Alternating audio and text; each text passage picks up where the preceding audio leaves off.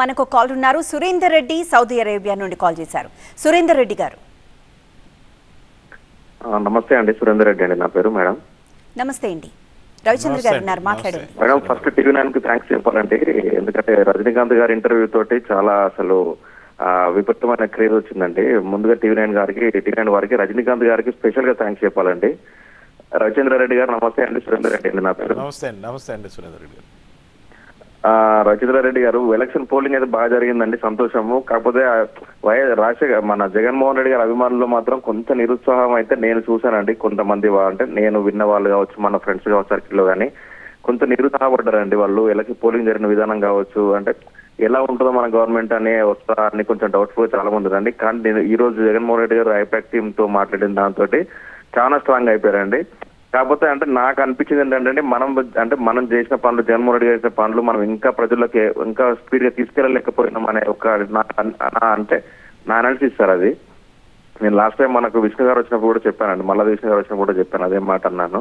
కాకపోతే సార్ విష్ణు గారు ఏమన్నారంటే, ఆ రోజు వాళ్ళకున్న మీడియా కానీ వాళ్ళకున్న వీళ్ళు ప్రొపగండా చేసినప్పుడు ఎక్కువ ఉన్నారంటే ఎంత సేమ్ మనం కూడా ఆధారంగా చేసి మాత్రం తిప్పి కొట్టుకోవడం ఉంటే అంటే కార్యకర్తలు ఈ టైప్ ఆఫ్ ఆందోళన ఉండకపోవచ్చు నా అభిప్రాయం సార్, అంతే. బట్ ఈరోజు జగన్మోహన్ రెడ్డి జగన్మోహన్ రెడ్డి గారికి కొంచెం చాలా హ్యాపీ సార్, చాలా అంటే టూ మచ్ హ్యాపీగా ఉన్నాము.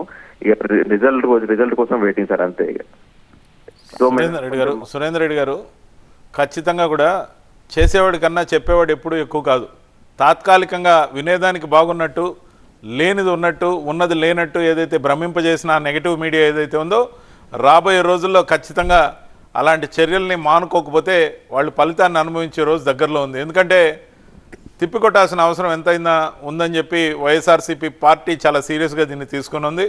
ఖచ్చితంగా కూడా వాళ్ళకి తగిన గుణపాఠం చెప్పే రోజులు దగ్గరలో ఉన్నాయి. ముఖ్యంగా ఉన్నది ఉన్నట్టు, లేకపోతే వార్తలు ఏవైతే ఉన్నాయో వార్తలుగా చదవాలి. వండి వార్చినవి లేకపోతే ప్రజల్ని కన్ఫ్యూజ్ చేసేవి అవి వార్తలు కావు.